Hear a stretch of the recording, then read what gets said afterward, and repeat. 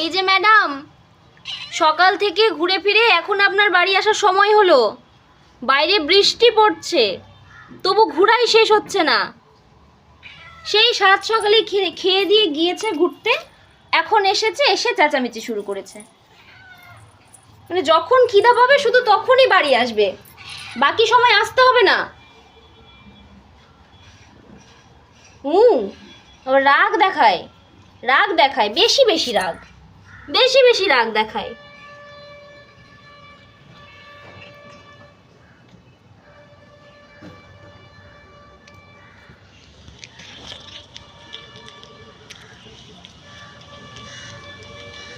কোথায় গেছিলি আজকে?